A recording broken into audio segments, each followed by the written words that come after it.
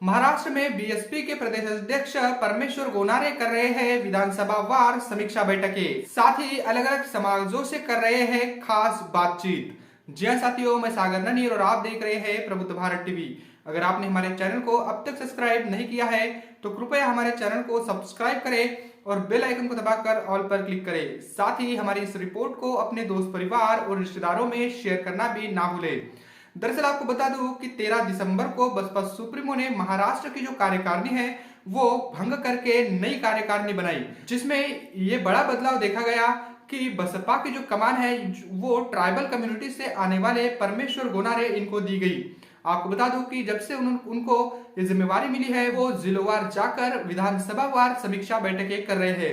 ऐसे में आपको बता दूं कि मुंबई, मराठवाड़ा और पुणे जोन की बैठकों के बाद वो पहली बार कल मतलब विदर्भ के अकोला में आए हुए थे। विदर्भ के अकोला जिला में उन्होंने विधानसभा वार समीक्षा की और इस समीक्षा में संगठन का जायजा उन्होंने लिया, संगठन की मजबूती को देखा और भी इसमें मतलब विशेष तौर पर संगठन को मजबूत करने के दिशा निर्देश भी उन्होंने दिए।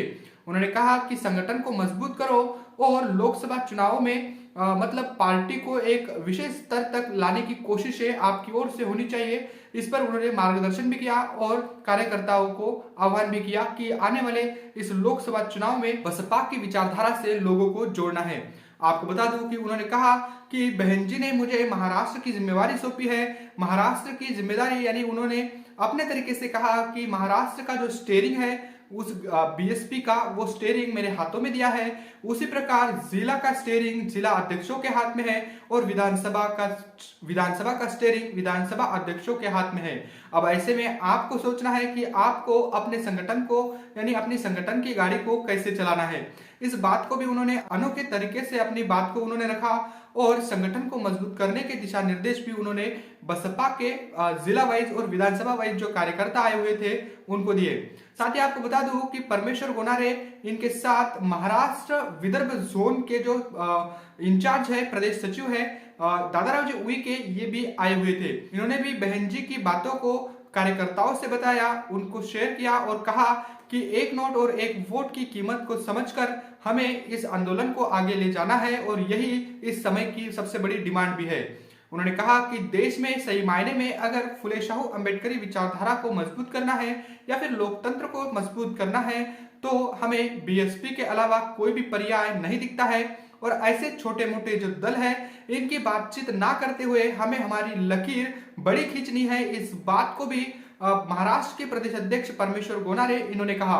आपको बता दूं कि वो लगातार जब से वो अध्यक्ष बने हैं, बहन जी ने उनको जिम्मेदारी सौंपी है, तभी से वो महाराष्ट्र के हर एक जिलों में जाकर पार्टी के संगठन का जायजा ले रहे हैं और ऐसे में लोकसभा चुनाव को लेकर पार्टी मतलब अकेले अपने बलबूते पर जो सभी 48 लोकसभा की सीटें हैं उनको मतलब लड़ेगी, इस बात को भी गोनारे ने कहा।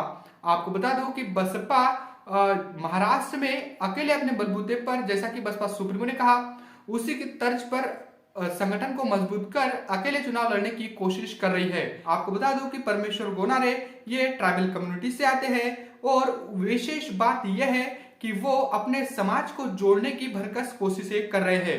आपको बता दूं कि महाराष्ट्र का जो विदर्भ है, विदर्भ का जो इलाका है, यहाँ पर बसपा का वजूद काफी बड़े पैमाने पर है, लेकिन इसको और भी मजबूत करने के जो दिशा निर्देश बहन जी ने दिए हैं उसी के आधार पर जो परमेश्वर गोनारे और ट्राइबल कम्युनिटी से आने वाले दूसरे प्रदेश के मतलब विदर्भ जोन के इंचार्ज दादाराव जी उईके ये भी अपने समाज में जाकर पार्टी के संगठन को मजबूत कर रहे हैं।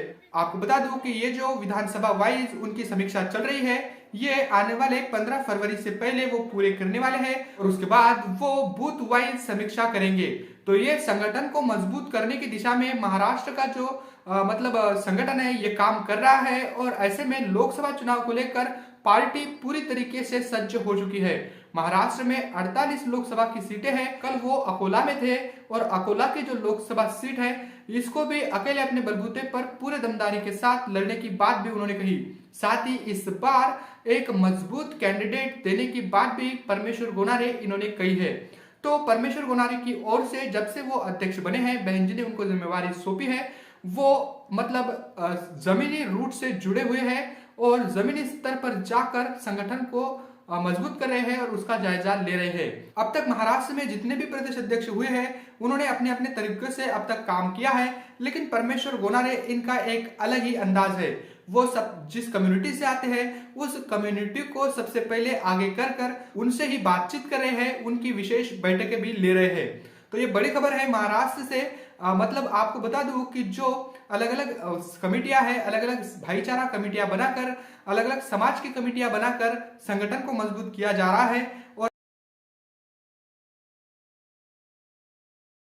वैसे परमेश्वर गोनारे जब से अध्यक्ष बने हैं तभी से महादेव कोड़ी समाज हो या फिर आदिवासी समाज के अलग अलग जातियां हो, इनको जोड़ने की कोशिशें उनकी ओर से हो रही है। ऐसे में लोकसभा चुनाव को लेकर अब और भी क्या मतलब नई नई प्लानिंग परमेश्वर गोनारे लेंगे ये तो वक्त ही बताएगा, लेकिन उनकी ओर से पूरी तरीके से कोशिशें की जा रही है।